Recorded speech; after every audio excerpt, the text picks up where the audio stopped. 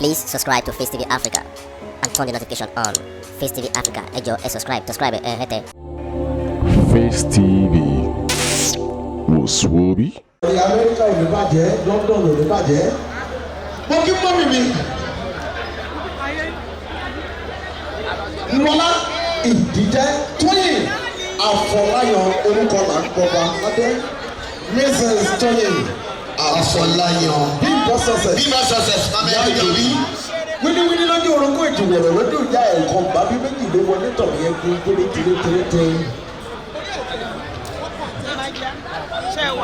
Bí a kì í ti lọ bá ọ̀nàrìbù Osman. Ẹ jẹ́ ká rán wọn lọ bá wọn. Pé Kí wọ́n káwọn náà bá. Sulaiman Aṣẹ́wó bá mi lọ sọ́dọ̀ Osman lọ́dọ̀ ọ̀nàrìbù. Kọ́ṣẹ́ aláwọ̀tẹ̀ fún abí méjì kámi ṣọmọ ọ̀tá. sori máa gbọ́. Nígbà tó ń pe ọ̀nàrìbù. Mọ́mì mi kan wà bíbá ẹ̀ látàárọ̀. Ẹ̀lúmọ̀ Òtúndé, èmi ti yẹ lúlọ́dẹ tòní, mo yẹ ẹ́ lọ́dọ̀ ọmọ ẹ̀dínmọ̀kùn, òǹdó ẹ̀kí, ọmọ arẹ́ yín jajá, ọmọ apajá fún ọ̀rọ̀wọ̀ jẹ, ẹ̀là ni mo kò, èmi ò gbọ́dọ̀ jẹ́rìn ẹ̀gà, ọjọ́ tí mo dọ́dọ̀ àwọn bàbá tiẹ̀, Àbẹ̀ní, Olúwa Kemi Korede, mo ní mo jẹ̀ wú. Ibẹ̀ ni ìdí o, àjọká ẹ̀mí pẹ̀lẹ́, ayọ̀ lọ́mù lọ́pẹ̀rán, ayọ̀ lọ́rọ̀ alágbogbo ni àsìkò tó bá dọ́nà mọ́tò, bó bá dé. Ọlọ́run kò dàbí ènìyàn tí bí tẹ́lẹ̀ mi lọ lọ́jọ́ kò sáyẹ má fi òògùn gbà wọ́n rẹ̀. Ènìyàn á rí ni pé. Mo fẹ́ fi àkókò yìí kí mọ́mì mi dáadáa. Tájọ kóra wa jọ síbí Ọlọ́run kó gbàdúrà wa. Ọ̀làlá ilaha illallah. Nàìjíríà ọlọ́mọdé ó dàrú. Nàìjíríà Ọlọ́run fi wá lọ́kàn balẹ̀. 2023 election Ọlọ́run yálà àánú fún wa. Ọ̀làlá ilaha illallah.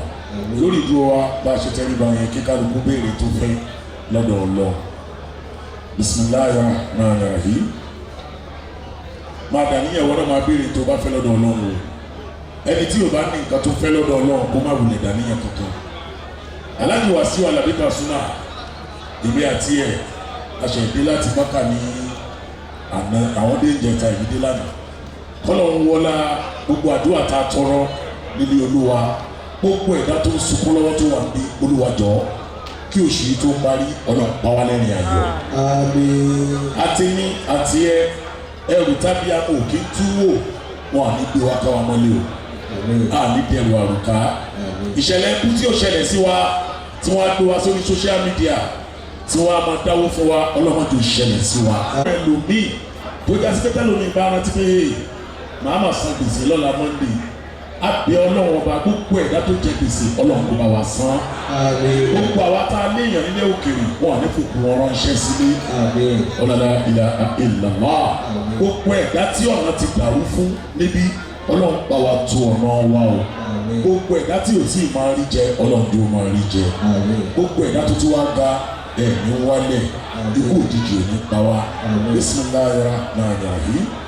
Allahumma ya man azhara al-jamila wa satara al-qabiha wa lam yu'akhidh bi jarirati wa lam ya'tik as-sitra wa ya zima al-afwi wa ya asan tajawuzi wa ya wasi al-maghfirati wa ya bastaladaini bi rahmati wa ya sami'a kulli najwa wa ya muntaha kulli shakwa wa ya karim as-safwi wa ya zima al-manni wa ya mukila al-atharati ويا مبتدئ بالنعم قبل استيقاظها يا ربي ويا سيدي ويا مولاي ويا غاية رغبتي نسألك أن لا تشوي خلقتنا.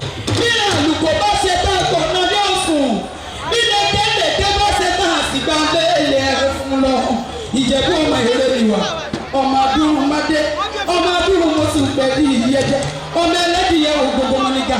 Tí bẹ́ẹ̀ni ẹ̀yẹ́ bí awọ́ gbẹ̀ngbẹ̀ngbẹ̀ ọmọ adìẹ ń gorí òwúlé ipò lélé ara òré kù ara òré dìyẹ ọmọ òun ṣe ni òyọ̀yọ̀ ń yọ̀ òyọ̀mọ́yọ̀mọ́ ti ṣe ní òrè pa ẹ má pé ọbẹ̀rẹ̀ gẹ̀gẹ̀ gbẹ̀mí dé ẹlẹ́mi o ọlọ́ọ̀ ọbẹ̀rẹ̀ gẹ̀gẹ̀ gbẹ̀mí dé ẹlẹ́mi àmọ́ mi bá rẹ̀ lé ẹ bá mi fohùn yìí lẹ̀ fún bàbá mi Àlàbí Àlàbí Àlàbí Àlàbí.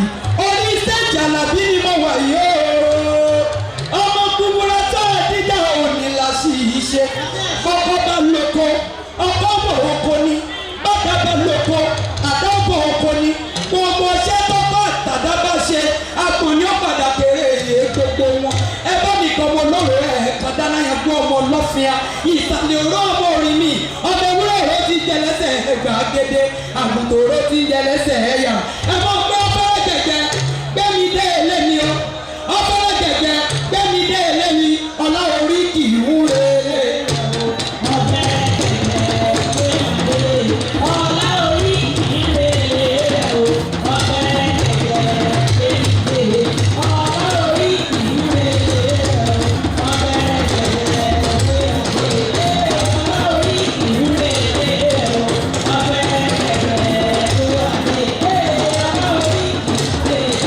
Thank you.